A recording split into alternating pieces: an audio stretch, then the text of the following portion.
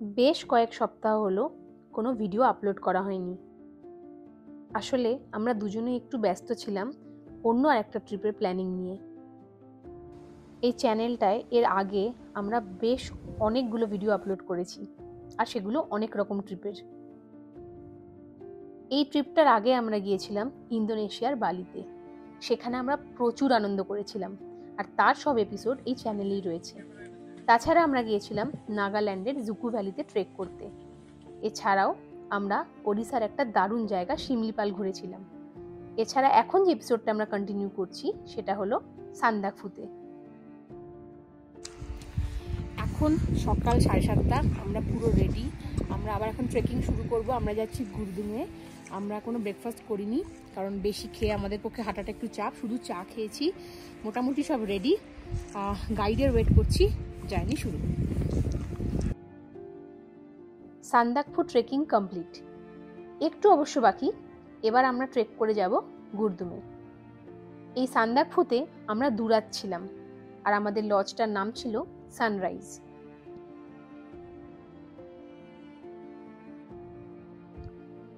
Luckily weather ছিল চরম। চারদিকে ঝকঝকে রোদ, সাথে ঠান্ডা, কিন্তু হাঁটতে বেশ লাগছিল।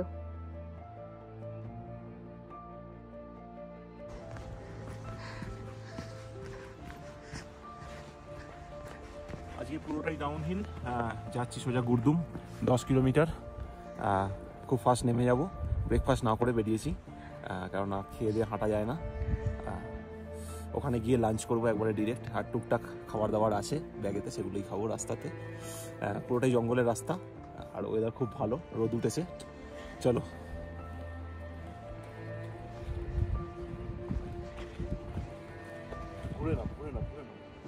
বরফ না পড়লেও প্রচণ্ড ঠান্ডা ছিল রাতে, তাই এরকম রাস্তার পাশে পাশে প্রচুর বরফ জমে রয়েছে।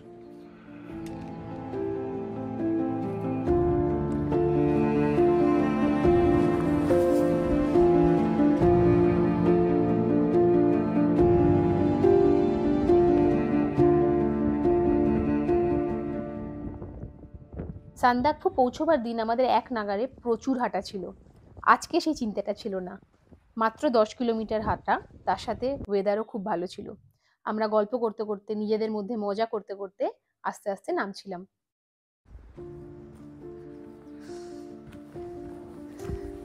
রাস্তাটা কেমন? রাস্তাটা অসাধারণ, খুব সুন্দর রাস্তা, জঙ্গলের রাস্তা। অরিজিতা খুব আস্তে হাঁটছে বলে ওকে আগিয়ে দিয়েছি আমরা। আমরা পেছনে পেছনে হাঁটছি। হ্যাঁ, অনেক দূরে হাঁটছি, ফটো তুলতে তুলতে, ভিডিও তুলতে তুলতে। আর প্রচুর ঢালু রাস্তা। হ্যাঁ, প্রচুর ঢালু রাস্তা, জঙ্গলের রাস্তা, পুরো স্টিপ। আগের বারে যখন 2016-তে এসেছিলাম পুরো কাদায় ভর্তি ছিল, বরফ পড়েছিল।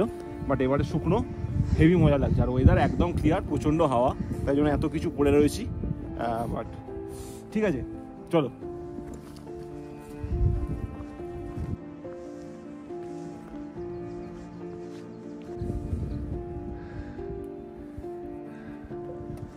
কতক্ষণ এলাম আমরা? হয়তো 20% মতো এসেছি। এখন অনেকটা, কারণ 1 ঘন্টা হয়তো হাঁটছি। এটা one type of morning walk. সকালবেলা ঘুম থেকে উঠেছি, উঠে চা খেয়েছি, খেয়ে বেরিয়ে গেছি। খেয়ে বেরিয়ে গেছি, আর কিছু খাওয়া দাওয়া নেই, একদম পাহাড়ে মর্নিং ওয়াক। আমাদের ফার্স্ট ট্রেকিং এর এক্সপিরিয়েন্স ছিল হামতা পাস। সেখানে প্রচণ্ড স্নোফলসের জন্য আমরা হামতা পাস ক্রস করতে পারিনি। আমরা 3 দিনে যতটা উঠেছিলাম, একদিনে নেমে আসতে হয়েছিল, এবং সেটা প্রচণ্ড কষ্টকর ছিল।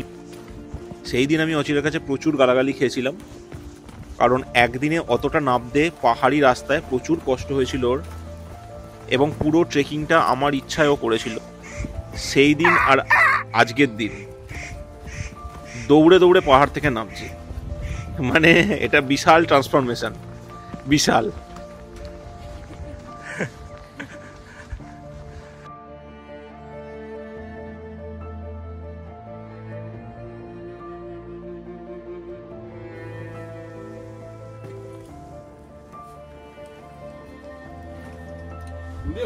গুরদুম যাওয়ার পথে মাঝখানে একটা জায়গা পেয়েছি, সেখানে বসেছি। আমরা ম্যাগি অর্ডার দিয়েছি, তো এসে 11 ম্যাগি খাওয়া হয়নি, তাই জন্য ম্যাগি।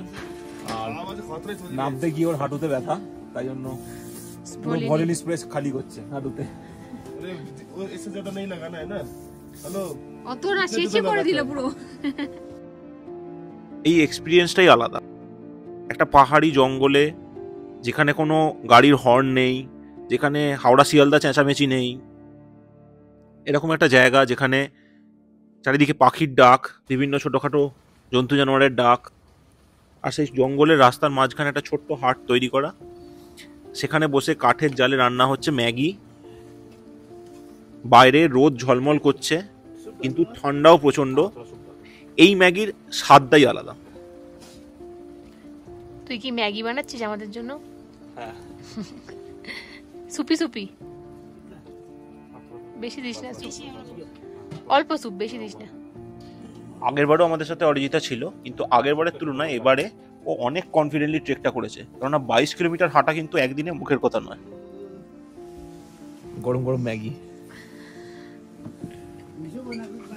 চলে যাবো, খেতে পেয়েছে, এবার খাবো। আর একটা স্পুন চেয়ে নে তো।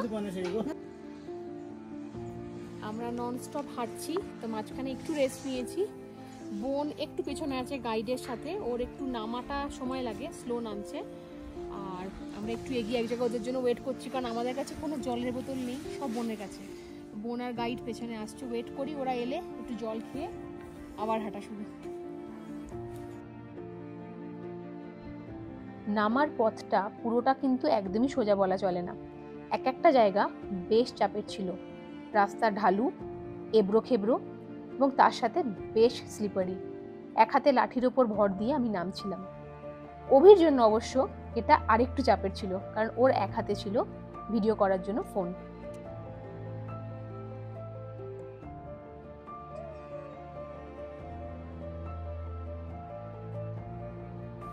সান্দাকফু তো জানি গাড়িতেও ঘোরা যায়, অনেকেই ঘোরেন, কিন্তু ট্রেক করে ভীষণ মজা পেয়েছি। সান্দাকফু যাওয়ার দিনটা একটু চাপ ছিল, কারণ প্রচন্ড খাড়া উপরে ওঠা। আজকে তো পুরো ডাউন। আর আমরা দুদিনের রাস্তা একদিনে কভার করেছিলাম। হ্যাঁ, টুমলিং থেকে আমরা কালীপোক্ততে স্টে করিনি, পুরোটা চলে গেছিলাম। তো এটা আলাদাই মজা। এটা যেটা বলা, মানে ট্রেকিং যারা করে শুধু তারাই এটা ফিল করতে পারবে। এটা বুঝিয়ে বলা খুব ডিফিকাল্ট, কারণ যারা করে না তাদের কাছে এটা জাস্ট ধুলো মাখা, পা ব্যথা, হাঁটু ব্যথা, আর মানে ঘুরতে এসেও কোনো বিশ্রাম নেই, শুধুমাত্র পরিশ্রম। কিন্তু যারা ট্রেকিং করেন তারাই বুঝবেন এই ফিলিংটা, যেটা আমরা এখন পাচ্ছি।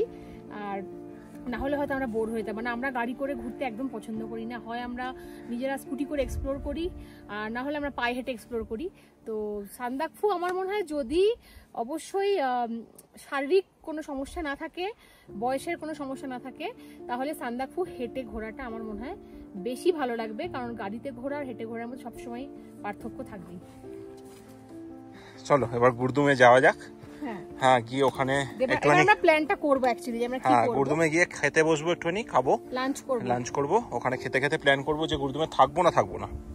হ্যাঁ, আর আমাদের যে প্ল্যান, যে মেন প্ল্যানার, সে এখন এটাই ভাবছে যে আমার আর আমার বোনের অ্যাকচুয়ালি পায়ের কন্ডিশনের ওপর ডিসাইড হবে। যদি আমাদের খুব পা ব্যথা হয় তাহলে বল কি করব। তাহলে খুব পা ব্যথা হলে গুরদুমে স্টে করে যাব। কালকে আয়দার শ্রীখোলা না হলে সেপি হয়ে ওখান থেকে কোনো একটা জায়গায় চলে যাব, দার্জিলিং যাব বা কার্শিয়াং যাবো, কোথাও একটা জায়গায় যাবো। কিন্তু যদি পায়ের কন্ডিশন ভালো থাকে তাহলে লাঞ্চ করে বেরিয়েও যেতে পারি সেপি অবধি। কারণ আমাদের বলছে সবাই গুরদুম থেকে বেশিক্ষণ লাগবে না যেতে, যদিও সেটা ওদের বক্তব্য, মানে যারা এখানকার লোকাল তারা যেটা 1 ঘন্টায় যায় সেটা আমাদের 1 ঘন্টা হবে না, অনেকক্ষণ টাইম লেগে যায়। হ্যাঁ, ওরা বলে এই তো আর 1 কিলোমিটার। আমাকে উপরে বলেছিল আর আধ ঘন্টায় পৌঁছে যাবে, শালা আধ ঘন্টা কখন হয়ে গেছে, চলে যাচ্ছি। হ্যাঁ, ওরা 1 কিমি বলে, ওদের 1 কিমি মানে আমাদের 5 কিমি হয়ে যায় সেটা। চলো, ঠিক আছে, চলো।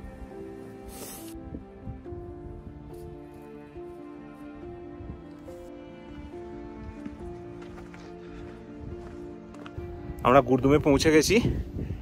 এখানে দুটোই হোমস্টে আছে, তার মধ্যে 2016-তে যে হোমস্টেটায় ছিলাম সেটাতেই এখন কথা বলেছি।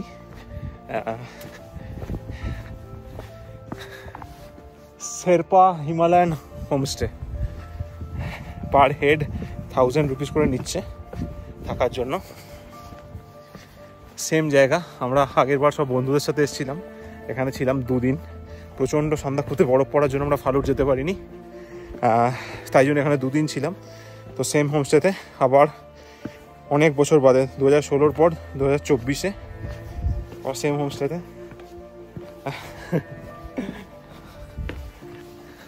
ভীষণ সুন্দর সুন্দর সাজানো হোমস্টেটা, এত সুন্দর সাজানো, এত ফুল, মানে ভীষণ ভালো লেগেছে আমার, ছিমছাম, খুব সুন্দর।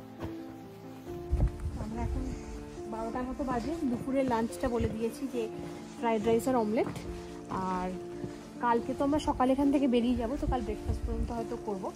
রুমটা ভীষণ সুন্দর, কোজি।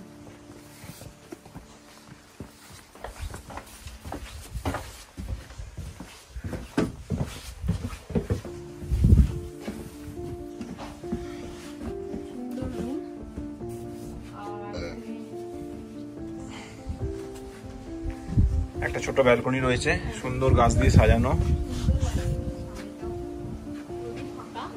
একটা ছোট্ট ওয়াশরুম আছে, এখানে গিজার নেই, কিন্তু আমরা বলেছি আমরা স্নান করবো বলে গরম জলের ব্যবস্থা করে দিতে। তো ম্যাম এখন ওনার যিনি, তিনি এখন রান্না করছেন, তো বললেন একটু পরে গরম জলের ব্যবস্থা করে দেবেন, ফ্রেশ হবো। এখানে ঠান্ডা অনেক কম, তো আরামসে চান করবো, বেশ সুন্দর। দেখা হচ্ছে লাঞ্চে। কেমন হলো আজকে হাঁটাটা? দারুণ, অলমোস্ট 90% একাই হেঁটেছি, কারণ দিদিরা এগিয়ে গেছিল, ওরা একটু স্পিডে নামে, আমার নামতে একটু টাইম লাগে, কিন্তু আমি স্লো বলে আমি দাঁড়াইনি, মানে আমি 1 মিনিটও দাঁড়াইনি, ননস্টপ 10 কিলোমিটার হেঁটে গেছি। আর এই যে আমি স্লিপ কাটতে কাটতে নেমেছি, এনজয় করতে করতে পুরো, মানে আমার মজাও হয়েছে স্লিপ কাটতে কাটতে নেমে। আর হোমস্টেটা এত সুন্দর, হেভি সুন্দর হোমস্টেটা। रिजर्व क्या है पर मजा आया। वो गाइड दादा भी थोड़ी देर बहुत आगे जा रहे थे, फिर भी আমি হাঁটছি।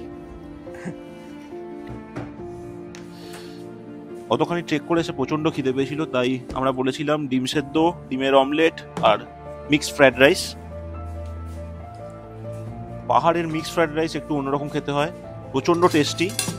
তোমরা গেলে অবশ্যই ট্রাই করবে, যে কোনো জায়গায় একই রকম টেস্ট হয়, খুবই ভালো।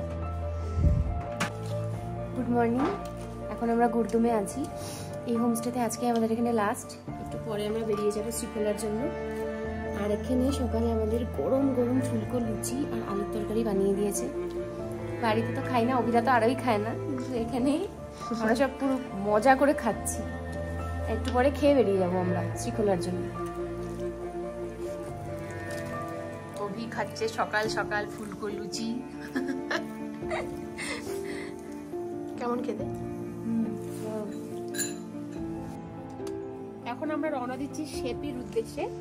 এটা এইবারের ভ্যাকেশনের আমাদের লাস্ট ট্রেক, কারণ এরপর আমরা কালকে ওখান থেকে এনজেপি হয়ে বাড়ি ফিরে যাব। এখন সকাল সকাল ব্রেকফাস্ট করে আমরা হাঁটা শুরু করছি। এখন ওই সকাল 7:30 পৌনে 1টা বাজে, লাঞ্চের মধ্যে আমরা পৌঁছে যাব। তারপর আমরা আমাদের লাগেজটাও নেবো, আমাদের লাগেজ রয়েছে মানেভঞ্জনে। চল। গুরদুমে পৌঁছে দিয়েই সন্ধেবেলা আমাদের গাইড চলে গেছিল। আমরা ঠিক করি নেক্সট দিন গুরদুম থেকে সেপি অবধি যাব, পুরোটাই আমরা নিজেরা যাব। এই রাস্তা দিয়ে এর আগেও আমি একবার ট্রেক করেছি, তাই জন্য একটু কনফিডেন্স ছিল যে একা পেরে যাব। একদমই স্ট্রেট রাস্তা, দু একটা জায়গায় বাঁক থাকলেও সেগুলো পরিষ্কার মার্ক করা রয়েছে যে কোন দিকে যেতে হবে, তো সেরকম খুব একটা অসুবিধা হয়নি।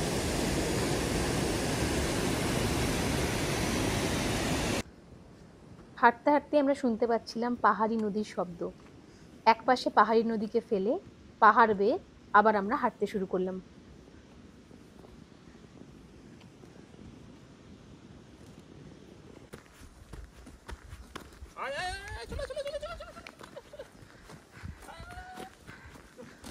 তোমরা তো জানোই পাহাড়ে এইরকম চারপেয়ী পথপ্রদর্শকরা প্রায় প্রতিটা মোড়েই থাকে। যাকে এখন তোমরা দেখছো, এও আমাদের সঙ্গী হয়ে গেছিল আর একসাথে অনেক দূর আমাদের সাথে এসেছিল। তারপরে যা হয় আর কি, ওই একজনকে দেখে তার সমস্ত বন্ধু বান্ধব দল নিয়ে চলে আসে। আমরা অনেকক্ষণ ধরে কোনো একটা দোকান খুঁজছিলাম যেখান থেকে কিছু খাবার কিনে এদেরকে দেওয়া যায়, চোখে বিশেষ কিছু পড়ছিল না। ফাইনালি আমরা একটা ছোট দোকান পাই, আর সেখান থেকে আমরা একটা বিস্কিটের প্যাকেট নিই আর সবাইকে সেটা ভাগ করে দিতে থাকি।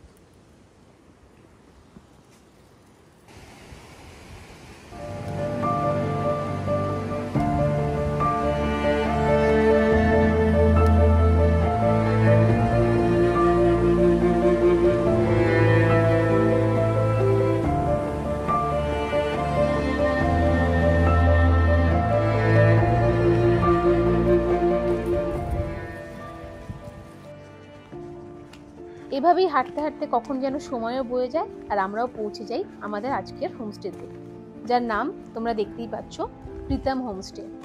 এর আগে সান্দাকফুতে আমাদের যিনি গাইড ছিলেন উনি আমাদের এটা বুক করতে হেল্প করেন। এখানে আমাদের একটা রাত থাকার কথা এবং তারপর পরের দিন সোজা এনজেপির উদ্দেশ্যে পাড়ি দেওয়া। এখন যেটা দেখছো এখানটা ডাইনিং কাম কিচেন, এখানে বসে আমরা খাওয়া দাওয়া করতাম আর তার পাশেই রয়েছে একটা কিচেন।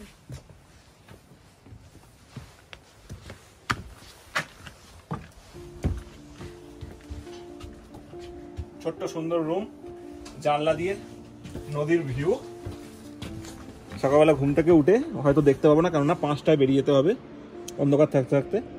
তো আজকে সারাদিনটা এই ভিউ এনজয় করে এখানে থেকে কালকে বাড়ি। আর বিশাল ঘাট। আর হ্যাঁ, এখানে শুনেছি বেশ ভালো চিকেন পাওয়া যায়, দেশি চিকেন। তো বলেছি চিকেন রান্না করতে, দেখা যাক কি পাওয়া যায়।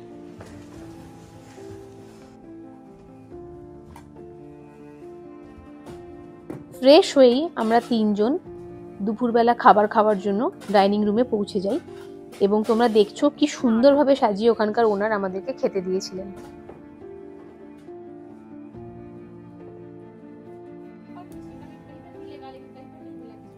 সন্ধে নামতেই ঠান্ডাটা একদম জাঁকিয়ে পড়ে। গোটা সন্ধেটা আমরা গল্প করেই কাটাই। কাঠের উনুনে একদিকে রুটি হচ্ছে, তার সাথে গরম গরম চা। ওনারা আমাদের রাতের খাবার রেডি করছিলেন এবং তার সাথে আমরা নানান রকম গল্প করছিলাম। গল্পের ফাঁকে সময় পেরোয়, সন্ধ্যের আগুন নিভে আসে। কখন যে সকাল হয়ে গেল আর এবার আমাদের বাড়ি ফেরার পালা। যাওয়ার মতোই ফেরাটাও আমরা বন্দে ভারতেই ফিরি।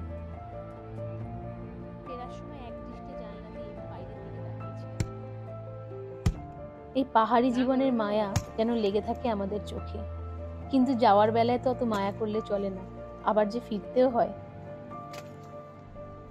তোমরা যারা এখনো সান্দাকফু যাওনি অবশ্যই ঘুরো, সময় সুযোগ পেলে।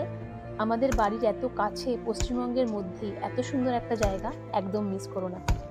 আমাদের জার্নি আজকে এখানেই শেষ। এক রাশ স্মৃতি নিয়ে এবার বাড়ি ফিরছি, আবার সেই একই 10টা 5টার জীবনে। ব্যস্ততা আর শান্তি আমার কাছে কিন্তু প্রায় সমার্থক। আমার মনে হয় কাজ আমাদের সব থেকে বেশি ভুলিয়ে ভালিয়ে রাখতে পারে। যত বেশি কাজ তত বেশি শান্তি। কিন্তু ব্যস্ততা থাকলেও সময় সুযোগ বার করে ঘুরতে যাওয়া কিন্তু আমাদের অক্সিজেন। অনেক স্বপ্ন দেখতে হবে, প্রতিটা মুহূর্ত বেছে নিতে হবে, কোনো আক্ষেপ রাখা চলবে না।